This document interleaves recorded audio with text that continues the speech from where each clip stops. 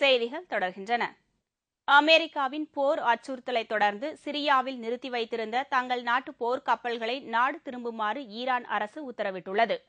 எண்ணெய் வள நாடுகளில் முன்னணி வகித்து வரும் ஈரான் அணு ஆயுத நாடாக மாறி வருகிறது. அதிநவீன அணு ஆயுதங்களை வாங்கி குவிப்பதுடன் சமீபத்தில் ஜெர்மன் நாட்டிடமிருந்து இரண்டாவது நீர்மூழ்கி போர்க்கப்பலையும் வாங்கி அணுகுண்டு சோதனையை ரகசியமாக நடத்தி வருகிறது.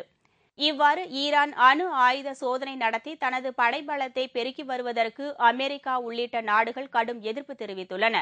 மேலும் இதன் ஒரு கட்டமாக ஈரான் நாட்டுக்கு உலக வங்கி உதவியை ரத்து செய்வதோடு அந்த நாட்டுடன் நட்பு பாராட்டும் நாடுகளுக்கும் உதவிகள் ரத்து செய்யப்படும் என அறிவித்துள்ளது. இருந்தபோதிலும் அமெரிக்கா மற்றும் அதன் நட்பு நாடுகளின் எச்சரிக்கையை ஈரான் அலட்சியம் செய்துள்ளதோடு தங்கள் நாடு மீது தாக்குதல் நடத்தினால் பதிலடி கொடுக்க தயார் என்று ஈரான் கூறி வருகிறது. மேலும் தங்கள் நாட்டின் புரட்சி படையினருக்கு ஈரான் அரசு போர் பயிற்சியும் அளித்து வருகிறது. இந்நிலையில் தனது நட்பு நாடான சிரியாவில் ஏற்பட்ட கலவரத்தை ஒடுக்க தனது நாட்டு போர் கப்பல்களை அனுப்பி வைத்திருந்தது ஈரான் அரசு. அந்த கப்பல்களை தற்போது உடனடியாக நாடு திரும்புமாறு திடீரென்று அறிவுறுத்தியுள்ளது. தங்கள் நாட்டுக்கு சர்வதேச வங்கிகளின் நிதி உதவியை ரத்து செய்துள்ள அமெரிக்கா போர் தொடுக்கக்கூடும் என்று கருதுவதன் காரணமாக முன்னெச்சரிக்கையாக இந்த நடவடிக்கையை எடுத்துள்ளதாக கூறப்படுகிறது.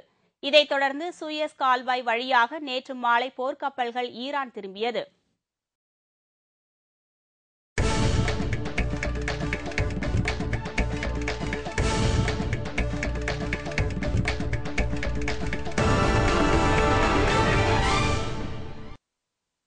ஒலிம்பிக் போட்டிக்கான தகுதி சுற்று ஹாக்கி போட்டியின் 3வது ஆட்டத்தில் ஹாக்கி இந்திய அணி பிரான்ஸ் அணியை 6-2 என்ற கோல் கணக்கில் வென்றது. ஒலிம்பிக் போட்டியில் பங்கு பெறும் ஹாக்கி அணிகளை தேர்வு செய்வதற்கான 3வது தகுதி சுற்று போட்டி டெல்லியில் உள்ள தயான்சந்த் ஸ்டேடியத்தில் நேற்று நடைபெற்றது. இதில் ஏற்கனவே சிங்கப்பூர் மற்றும் இத்தாலி ஆகிய அணிகளை அடுத்தடுத்து நடந்த போட்டிகளில் வென்று 2 வெற்றி புள்ளிகளை பெற்றுள்ள ஹாக்கி இந்திய அணி பிரான்ஸ் அணியுடன் மோதியது. விறுவிறுப்பாக நடைபெற்ற இந்த ஆட்டத்தில் அதிரடியாக விளையாடி 6-2 என்ற கோல் கணக்கில் ஹாக்கி இந்திய அணி வெற்றி பெற்றது.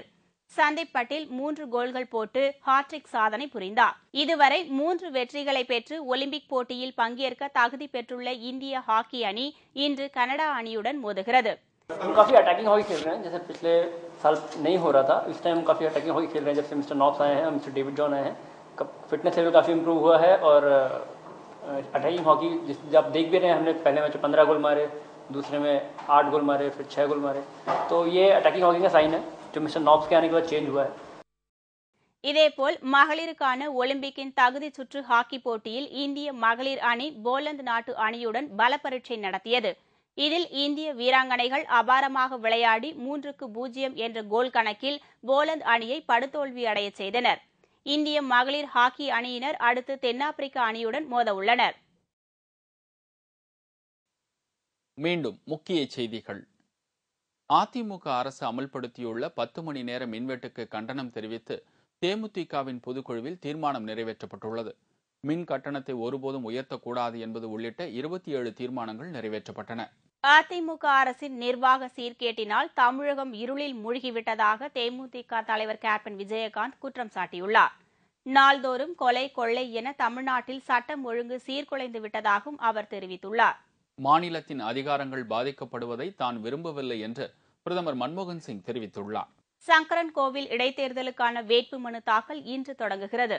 இத்துடன் செய்திகள் நிறைவடைந்தன. மீண்டும் செய்திகள் பிற்பகல் 1 மணிக்கு. வணக்கம். வணக்கம்.